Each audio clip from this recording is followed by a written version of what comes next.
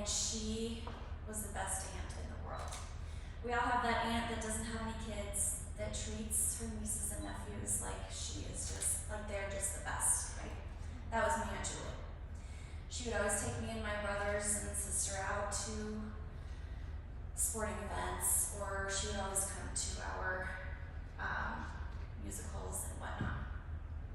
Well, on December 14th, 1997, I was 12, and she surprised me with tickets to go see the Nutcracker. I was in a performance of the Nutcracker myself, and when I got home from dance, we went off and saw the Nutcracker at the Bill Theater. It was amazing. It was so fun. And I remember after the performance, we went out to the vestibule, and she had me pick out whatever I wanted. And I took forever because I had to get the perfect gift. And as we were driving home, we were going down Broadway, and I noticed that the lights were turning green. And you know, if you're going down Broadway at night, you can see forever they're green or they're red. And I remember commenting that we're so lucky because all of these lights are green. Well, we turned off onto Santa Fe, and a man who had left the bar right before that ended up crashing into our car at about 50 miles an hour.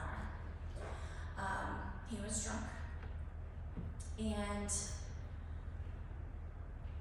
my aunt died on impact, is what I was told.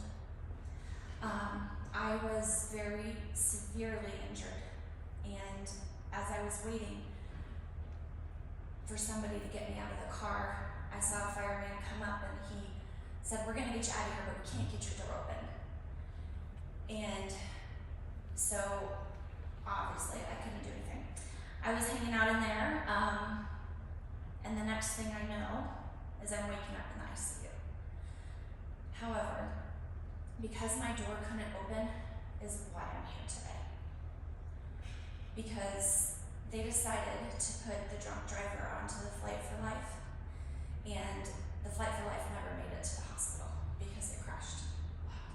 And so the pilot, Pete, and the two nurses, Beth and Leslie, as well as the man who caused all of this to happen, died that night, as well as my aunt. So I was put in a coma because of severe swelling in my brain. I woke up and realized that I had facial reconstructive surgery because I broke my cheekbones and the top of my mouth. I broke my collarbone, I broke fingers, and I broke toes, but I was alive, right? And the physical pain wasn't the hardest part. It was the mental anguish. It was the way my peers treated me afterwards, the names I was called for the scars that I had on my face. It was the memory loss, and it was the trauma that still echoes in my brain today. The hardest part, though, was the guilt.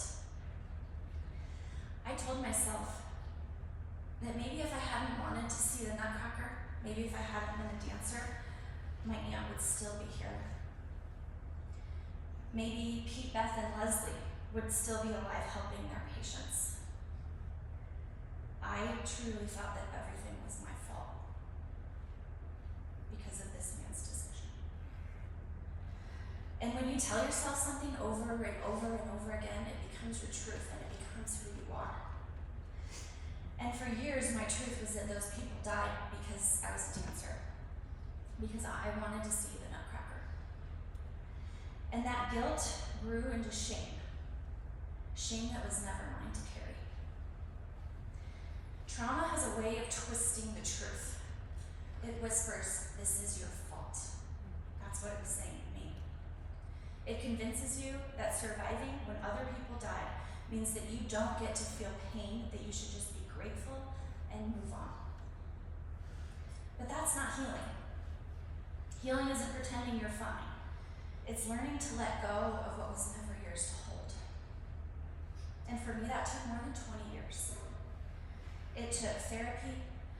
It took rebuilding my faith. It took writing a book.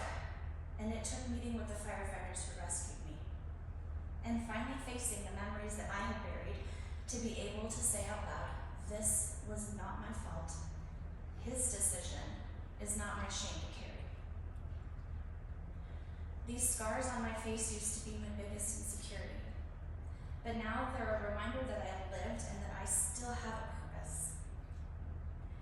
I share my story because too many families never get that chance.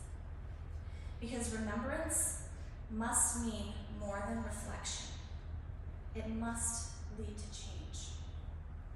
Every time someone chooses not to drink and drive, they're saving a life they'll never even know they saved. Every time you take away a friend's keys after they've been drinking, you're rewriting someone's story before it even has the potential to break.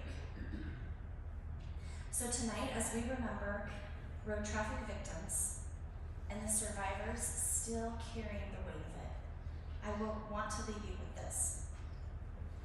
Always remember that your decisions can affect others in ways that you would never imagine. My life is still being affected from somebody that I've never even met. Don't be selfish. Never let convenience outweigh compassion. Never let pride be the reason you think you're okay to drive. Remembrance without action is just silence. And we can do better than silence. And I would like to introduce Transportation Planning Manager